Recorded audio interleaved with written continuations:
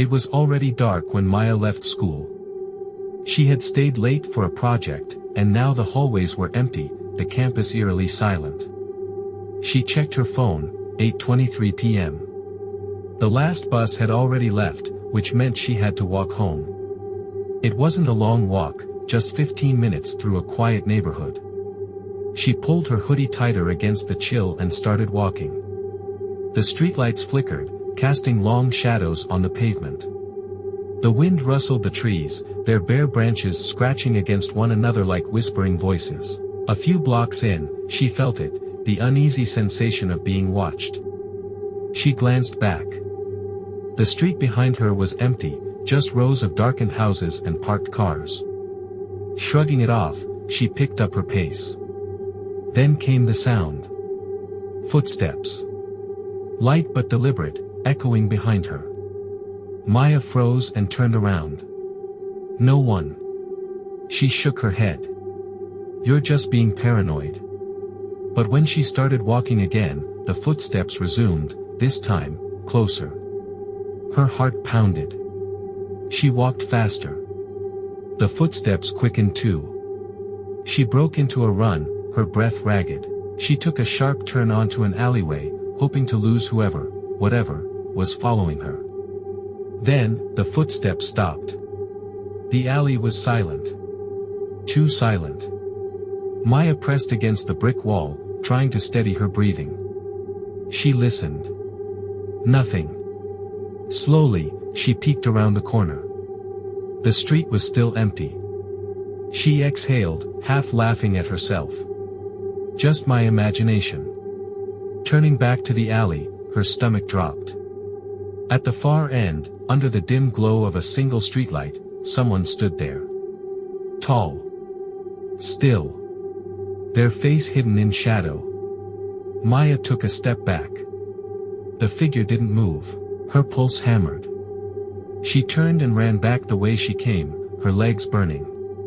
She didn't look back, didn't stop until she reached her house. She fumbled for her keys, hands trembling. The moment the door unlocked, she rushed inside, slamming it shut. Panting, she leaned against the door, heart racing. After a few moments, she forced herself to peek through the peephole. The street was empty. No footsteps. No shadowy figure. Nothing. She let out a breath of relief and turned away, only to freeze. In the hallway mirror, there was a reflection that wasn't hers. Behind her, standing in the darkness of her house, was the figure. And this time, it had a face. Mia had always walked home from school alone. She liked the quiet, the cool air, and the way the world seemed to slow down as the sun dipped behind the trees. But tonight was different. Tonight, the fog was thick. It rolled in unnaturally fast, swallowing up the streets and houses, muffling every distant sound. The streetlights glowed weakly, their beams struggling to cut through the dense mist. Mia zipped up her jacket, gripping the straps of her backpack as she walked faster. She didn't like how eerily silent everything was. Usually, she could hear the distant hum of cars or the chatter of kids playing in their yards. But now, nothing. Just her own footsteps. And then, another pair of footsteps. Soft. Slow. Deliberate. Mia froze. The sound stopped too. She swallowed hard and turned her head slightly. The fog was too thick to see anything behind her. It's just my imagination. She took another step. So did the footsteps. A chill ran down her spine. She wasn't alone. Without thinking, she sped up, nearly jogging now. The footsteps followed. Faster. Closer. She reached the old intersection where she always turned left, but something made her hesitate. The fog had completely swallowed the familiar path home. It looked wrong. Then, a whisper. Mia. Her blood ran cold. She turned sharply, but there was no one there. Just the thick wall of fog. Mia. This time, it was closer. Her breath caught in her throat. She didn't recognize the voice. It wasn't a friend. It wasn't a classmate. It was low. Hoarse. Wrong. Her legs moved on their own. She ran. Harder than she ever had. The whispering didn't stop. Mia.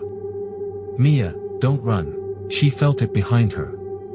Someone, was right there, just beyond her sight. The air grew colder, her limbs felt heavier. Up ahead, she saw it, her house. The porch light was on. Warm. Inviting. Safe. She sprinted, heart pounding in her chest. The whispers turned into ragged breathing. The footsteps thundered behind her. She reached the steps, grabbing the doorknob with trembling hands. Locked. She banged on the door. Mom. Open up. Please. The breathing was right behind her. She could feel it. The door swung open, and she stumbled inside, slamming it shut. Her mother stood there, confused. Mia. What's wrong? Mia turned, gasping for air, staring through the peephole. The fog swirled outside. Empty. Silent. But she knew, someone had been following her. And they weren't done yet. Because as she stood there, heart still hammering, her phone vibrated in her pocket. One new message. No number. Just 2 words. Found you. It was a late winter evening when Aisha found herself walking home alone from school. She had stayed late for an extra class, and by the time she stepped outside, the sky had already darkened into an eerie shade of gray. The cold wind bit at her skin as she adjusted her scarf and started down the familiar road home. The streets were nearly empty, and most of the houses had their curtains drawn shut. The only source of light came from the flickering streetlights lining the sidewalk, casting long, distorted shadows on the pavement. Aisha had always felt safe in her neighborhood, but tonight, something felt off. She tried to ignore the creeping unease in her stomach and focused on the rhythmic sound of her footsteps against the pavement. Then, a second set of footsteps. She stopped. The sound stopped too. Her heart pounded as she glanced over her shoulder, but the street was empty. The wind whistled through the trees, making the old swings in the nearby park creak. It's just your imagination. Aisha exhaled and picked up her pace. But then, a shadow moved beneath the next streetlight. She froze. It was standing there, just at the edge of the glow. A tall, thin figure, too still, too unnatural. The light flickered above it, distorting its shape. Aisha squinted, trying to make out its features. It had none. No face. No details. Just a dark, hollow shape. Her breath hitched. The moment she took a step back, the figure moved forward. Not walking. Not running. Just, gliding. The streetlight above it flickered again, and for a split second, the figure was closer. Too close. Aisha turned and ran. Her backpack bounced against her back as she sprinted down the sidewalk. She didn't dare look back, didn't dare slow down. The streetlights ahead flickered erratically, as if warning her. She reached the gate of her house and fumbled for her keys, her hands shaking violently. Behind her, the wind howled, and she could hear it, the whispering. It wasn't in a language she understood.